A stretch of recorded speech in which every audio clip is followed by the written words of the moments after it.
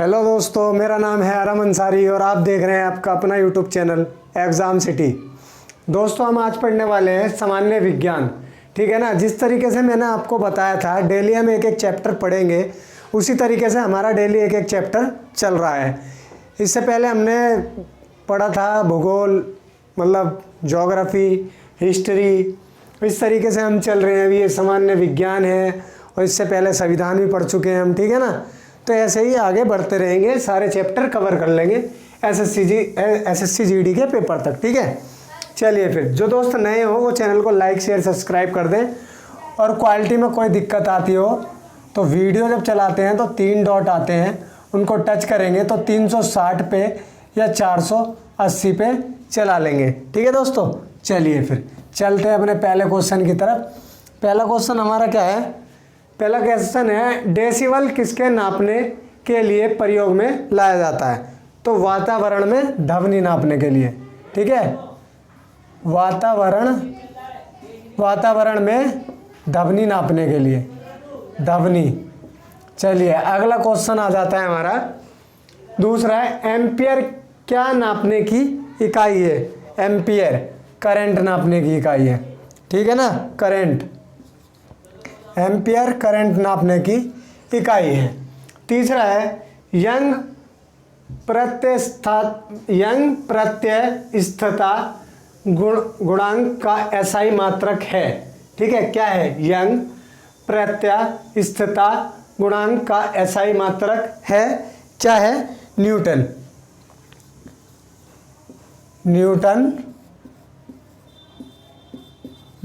बटा मीटर। ठीक है। चलिए चौथा है, मात्रकों की अंतर्राष्ट्रीय पद्धति कब लागू की गई थी? कब लागू की गई थी? 1971 ईस्वी में। 71 ईस्वी में। ठीक है। पांचवा, खाद्य ऊर्जा को हम किस इकाई में माप सकते हैं? खाद्य ऊर्जा को पूछ रहा है तो कैलोरी में। कैलोरी, खाद्य ऊर्जा को किस में मापते हैं? कैलोरी में। जैसे भोजन में ऊर्जा जो होती है ना, कैलोरी होती है, इसी तरीके से। 6 नंबर का है, विद्युत मात्रा की इकाई है। क्या है? एम्पियर है। विद्युत मात्रा की इकाई एम्पियर। ठीक है। 7वां, एसआई पद्धति में लेंस की शक्ति की इकाई क्या है? क्या है? डायोप्टर है। ठीक है। ओके, आ रहा है ना समझ में? एसआई पद्धति में लेंस की शक्ति की इकाई क्या है? डायोप्टर। ठीक है। 8वां, एक कैंडला मात्रक है। कैंडला मात्रक है ज्योति तीव्रता का। ज्योति तीव्रता का। ठीक है। चलिए, जूल इकाई है नोवा, ऊर्जा की। जूल इकाई है ऊर्जा की। 10वां है, एल्यूमेन किसका मात्रक है? किसका है? ज्योति फ्लेक्स का। ज्योति फ्लेक्स का। ठीक है भाई दोस्तों। चलिए 11वां, क्यूरी किसकी इकाई का नाम है? तो क्यूरी किसकी इकाई का नाम है? रेडियो एक्टिव धर्मिता का। रेडियो एक्टिव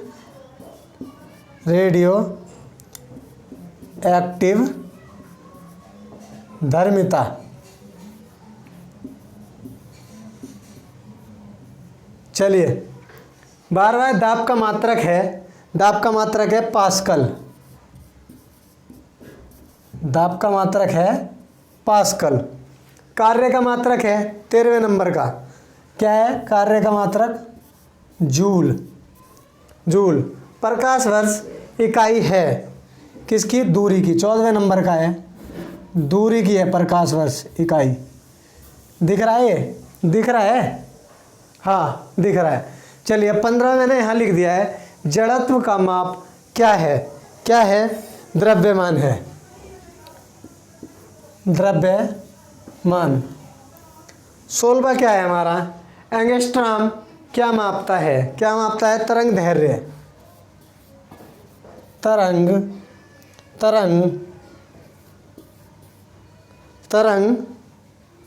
दैर्ध्य। चलिए उतार ले, स्क्रीनशॉट लगा लें, फिर और करवाता हूँ, करीब 50 करवाऊँगा। 17वां क्वेश्चन है, किसने न्यूटन से पूर्व ही बता दिया कि सभी वस्तुएं पृथ्वी की ओर गुरुत्वाकर्षित होती हैं? किसने? ब्रह्मगुप्त ने। किसने बता दिया था? ब्रह्मगुप्त ने। ओके, चलिए अगला क्वेश्चन है, यदि एक पेंडुलम से दोलन करने वाली घड़ी को पृथ्वी से चंद्रमा पर ले जाया जाए तो घड़ी होगी सुस्त। कैसी होगी? सुस्त। दिख रहा है इधर? सुस्त। हाँ शाबाश, दिख रहा है। 19वां है, प्रकाश वोल्टीय सेल के प्रयोग से सौर ऊर्जा का रूपांतरण करने से किसका उत्पादन होता है? किसका होता है? प्रकाशीय ऊर्जा का। प्रकाशीय ऊर्जा का किसका उत्पादन होता है? प्रकाशीय ऊर्जा का। 20वां है, जब हम रबड़ के गद्दे वाली सीट पर बैठते हैं या गद्दे पर लेटते हैं तो उसका आकार परिवर्तित हो जाता है। ऐसे पदार्थ में पाई जाती है, क्या पाई जाती है? स्थितिज ऊर्जा। क्या पाई जाती है?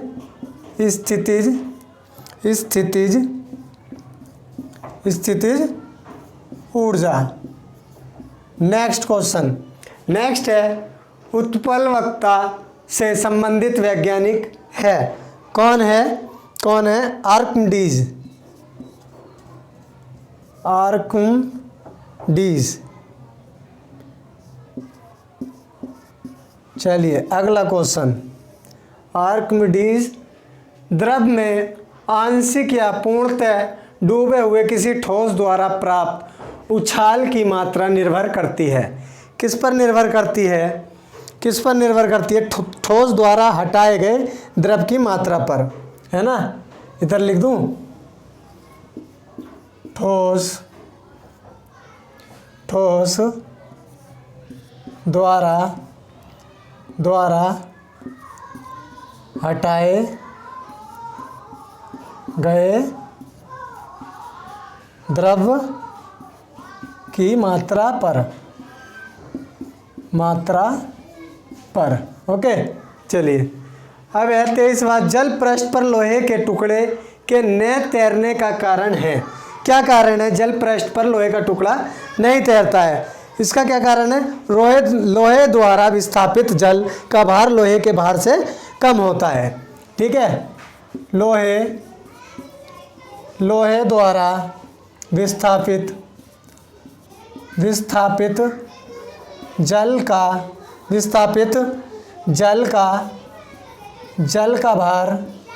जल का भार लोहे के भार से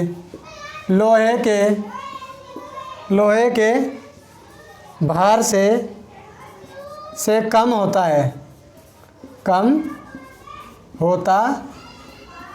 है।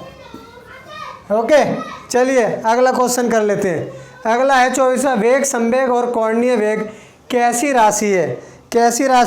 सदिश राशि है। सदिश राशि। और ये वाला क्वेश्चन इसका है। ठीक है, सदिश राशि। चलिए अदिश राशि है ऊर्जा।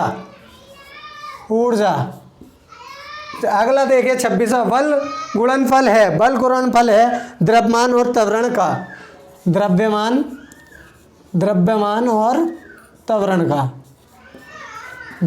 और त्वरण का। चलिए जल्दी से उतारें, आगे भी करवाता हूँ। 27वां क्वेश्चन है, जब कोई व्यक्ति चांद पर उतरता है तो उसके शरीर में उपस्थिति कैसी हो जाती है? भार घट जाता है तथा मात्रा परिवर्तित रहती है। ठीक है ना?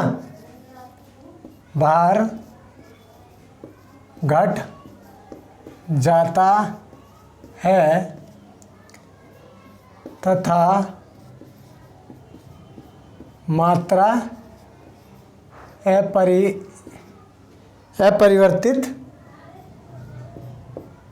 अपरिवर्तित अपरिवर्तित रहती है।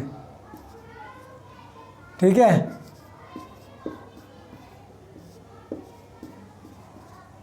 ओके, दिख रहा है ना। भार घट जाता है तथा मात्रा अपरिवर्तित रहती है। ठीक है, ये है इसका आंसर। ठीक है, जब कोई व्यक्ति चंद्रमा पर उतरता है तो उसके शरीर में उपस्थित भार घट जाता है तथा मात्रा अपरिवर्तित रहती है। 28वां है, किसी पिंड के उस गुणधर्म को क्या कहते हैं जिससे वह सीधी रेखा में विराम या एक समान गति की स्थिति में किसी भी परिवर्तन का विरोध करता है। क्या है? जड़त्व। जड़त्व, ये जड़त्व का नियम है। देखिए, किसी पिंड के उस गुण धर्म को क्या कहते हैं जिससे वह सीधी रेखा में विराम या एक समान गति की स्थिति में किसी भी परिवर्तन का विरोध करता है। अब तुम बैठे हो और कोई तुम्हें हिलाए, तुम हिलो ना, चिपक गए हो, तो कौन सा नियम है? वो जड़त्व का नियम है। वो इसी चीज़ को पूछ रहा है। ठीक है ना। चलिए, 29 है, न्यूटन के पहले नियम को कहते हैं, क्या कहते हैं? जड़त्व का नियम। न्यूटन का पहला नियम क्या है? जड़त्व का नियम। ओके, जड़त्व का नियम है न्यूटन का के पहले नियम को कहते हैं जड़त्व का नियम। पार्सेक इकाई है, पार्सेक इकाई है दूरी की, दूरी की। चलिए, वायुमंडल में बादलों के तैरने का कारण है, क्या कारण है? घनत्व, घनत्व है। 32वां है, समुद्र में प्लवन करते आइसबर्ग का कितना भाग समुद्र की सतह से ऊपर रहता है? 1/10 भाग। कितना रहता है? 1/10 भाग। ठीक है।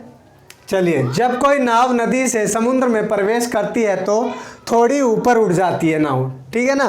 क्या हो जाता है? थोड़ी ऊपर की ओर उड़ जाती है, थोड़ी ऊपर की ओर उड़ जाती है और उठ जाती है, थोड़ी ऊपर की ओर उठ जाती है। चलिए, 34वां है, पानी का घनत्व अधिकतम होता है, पानी का घनत्व अधिकतम होता है 4 डिग्री सेल्सियस पर। ठीक है। चलिए, 35वां है, वस्तु की मात्रा बदलने पर अपरिवर्तित होगा, वस्तु की मात्रा बदलने पर अपरिवर्तित होगा। क्या होगा? घनत्व, घनत्व में कोई परिवर्तन नहीं आएगा। ठीक है, घनत्व।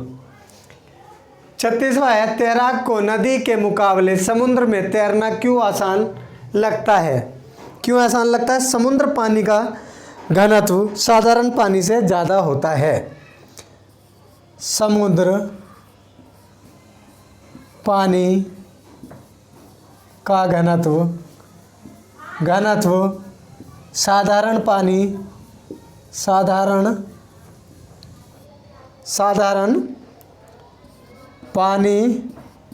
से अधिक होता है।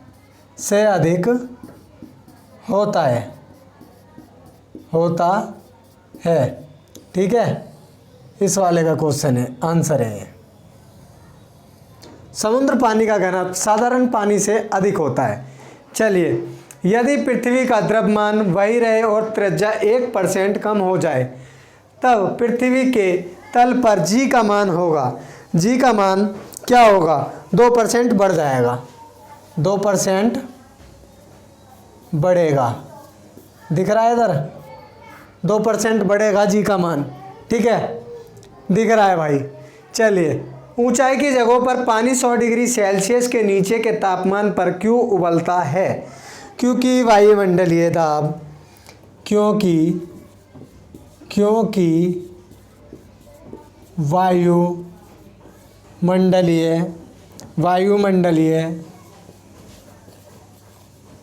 वायुमंडलीय दाब कम हो जाता है, वायुमंडलीय दाब कम हो जाता है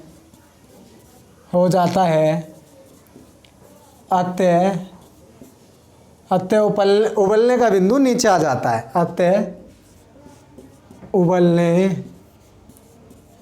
का बिंदु नीचे आ जाता है।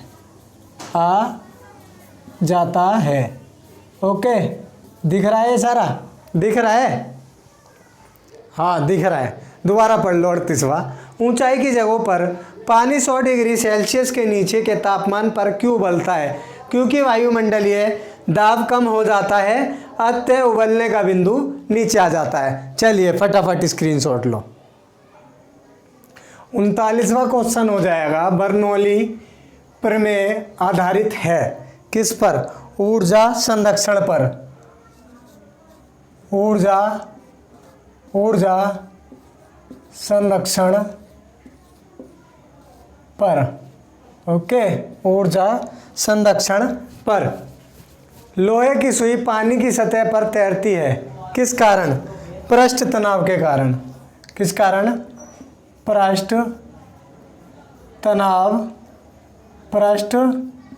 तनाव के कारण। ठीक है दोस्तों, चलिए अगला है, ब्लॉटिंग पेपर द्वारा स्याही के सोखने में शामिल है। क्या शामिल है? केशिकीय अभिक्रिया परिघटना। केशिकीय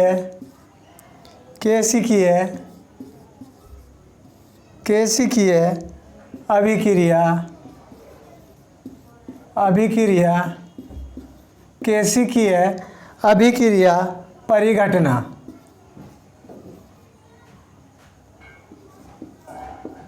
चलिए अगला क्वेश्चन है, यदि हम भूमध्य रेखा से ध्रुवों की ओर जाते हैं तो जी का मान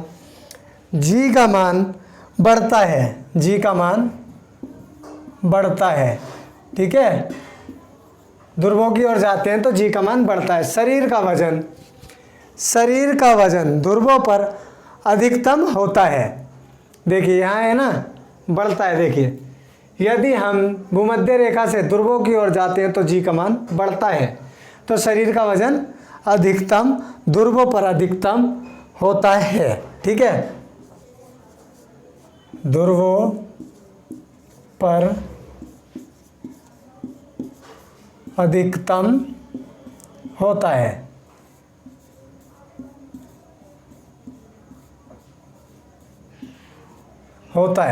चलिए, एक अंतरिक्ष यात्री पृथ्वी तल की तुलना में चंद्र तल पर अधिक ऊंची छलांग लगा सकता है क्योंकि? कैसे लगा सकता है? चंद्र तल पर गुरुत्वाकर्षण बल पृथ्वी के तल की तुलना में अत्यल्प है। चंद्र तल पर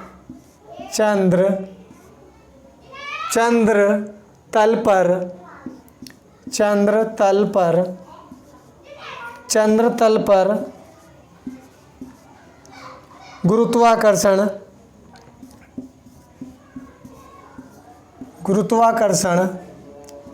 चंद्र तल पर गुरुत्वाकर्षण बल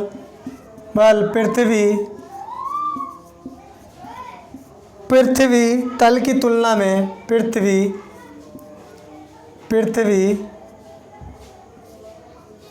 तल की तुलना में अत्यल्प है। ओके, देख लो, पढ़ लो। एक अंतरिक्ष यात्री पृथ्वी तल की तुलना में चंद्र तल पर अधिक ऊंची छलांग लगा सकता है क्योंकि चंद्र तल पर गुरुत्वाकर्षण बल पृथ्वी के तल की तुलना में अत्यल्प है। चलिए, जब एक पत्थर को चांद की सतह से पृथ्वी पर लाया जाता है तो क्या होता है? तो इसका भार बदल जाएगा परंतु द्रव्यमान नहीं। ओके, इसका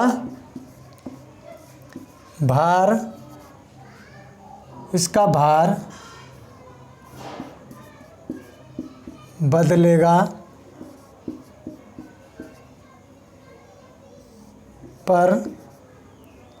पर द्रव्यमान नहीं।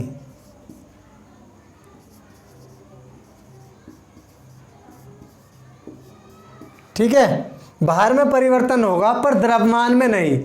अगर वो इतना बड़ा है तो इतना बड़ा ही रहेगा, ठीक है, भार बढ़ जाएगा लेकिन पृथ्वी पे आके, क्योंकि गुरुत्वाकर्षण बल है ना पृथ्वी पे, ठीक है, वायु दाब पड़ता है तो भार बढ़ जाता है। हम लोग पृथ्वी पे कैसे रुके हुए हैं, हम रुके हुए हैं ऊपर से, जो है वायु दाब है हमारे ऊपर, इसलिए हम रुके हुए हैं, नहीं तो हम भी उड़ते। चंद्रमा पे भी लोग बाग उड़ते हैं ना, देखते हो ना, इसी तरीके से। चलिए 46वां, किसी लिफ्ट में बैठे हुए व्यक्ति को अपना भार कब अधिक मालूम पड़ता है? कब मालूम पड़ता है? जब लिफ्ट अधिक गति से ऊपर की ओर जाती है, ठीक है, ठीक है, जब लिफ्ट तीव्र गति से ऊपर की ओर जाती है। जब लिफ्ट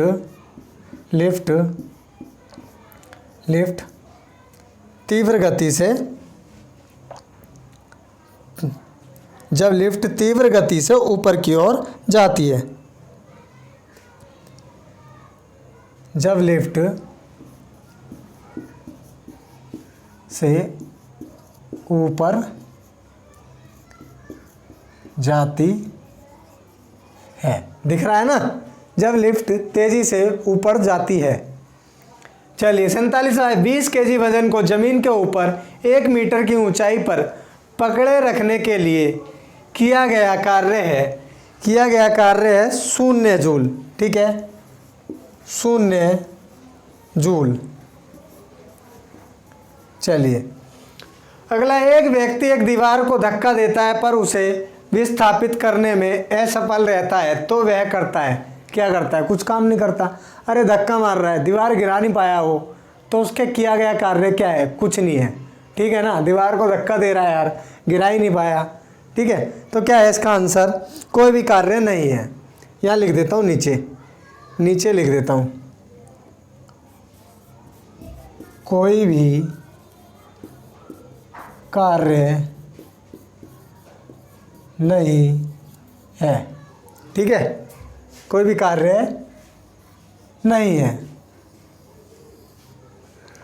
चलिए, पहाड़ी पर चढ़ता एक व्यक्ति आगे की ओर झुक जाता है क्योंकि शक्ति संरक्षण हेतु,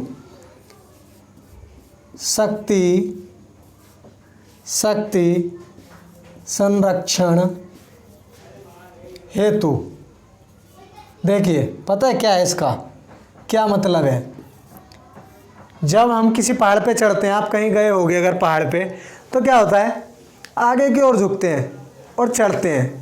अधिकतर आपने देखा होगा, हम जीने पे भी चढ़ते हैं तो आगे की ओर झुक जाते हैं, या कई बुजुर्ग लोग हैं तो वो क्या होते हैं, अपनी शक्ति में बढ़ावा करने के लिए कि हम आगे की ओर झुकेंगे तो शक्ति अधिक लगा सकते हैं अपनी, है ना, एनर्जी ज़्यादा लगा सकते हैं आगे की ओर झुक के, ठीक है।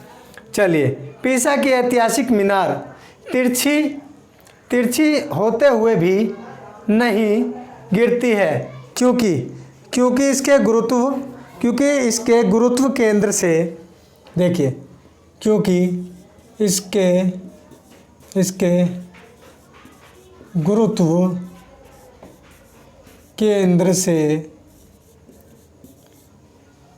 से जाने वाली ऊर्ध्वाधर, केंद्र से जाने वाली ऊर्ध्वाधर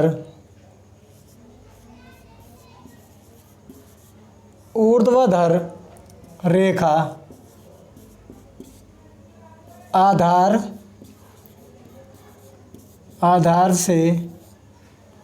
से होकर जाती है, ठीक है। पीसा की झुकी हुई मीनार क्यों नहीं गिरती? क्योंकि इसके गुरुत्व केंद्र से जाने वाली ऊर्ध्वाधर रेखा आधार से होकर जाती है, इसलिए ये नहीं गिरती है, ठीक है। आज के सामान्य विज्ञान के हमारे ये मोस्ट इम्पोर्टेंट 50 क्वेश्चन थे दोस्तों। इसमें से कई क्वेश्चन आपको देखने को मिले होंगे अगर आपने कभी पहले सरकारी एग्ज़ाम फेस किया होगा तो, ठीक है, आपको पता होगा कि ये कितने इम्पोर्टेंट क्वेश्चन मैंने आपको करवाए हैं। तो आई होप, मैं आशा करता हूँ कि आप सभी के समझ में आ गया होगा जो भी मैंने पढ़ाया होगा। और अगर किसी वजह से कोई भी क्वेश्चन आपके समझ में नहीं आया है तो मुझे कमेंट कर दें, मैं उसको दोबारा समझाने की पूरी कोशिश करूँगा, ठीक है ना। मैं आपकी हेल्प के लिए ही क्लास ले रहा हूँ, ऐसा नहीं है कि मैंने पढ़ाया जल्दी से और बस छुट्टी हो गई। नहीं, मेरे पढ़ाने का मकसद बस इतना है कि आपके समझ में आए, और समझ में आएगा तो आप कोई भी एग्ज़ाम आसानी से क्रैक कर लेंगे। ठीक है ना। तो जो दोस्त नए हैं वो चैनल को सब्सक्राइब कर लें और बेल आइकन को भी ऑन कर लें, और लाइक करें, अपने दोस्तों के साथ शेयर करें। ठीक है, अब तक के लिए इतना ही रखते हैं। मिलेंगे शाम को 6 बजे रीजनिंग क्लास में। जय हिंद, जय भारत।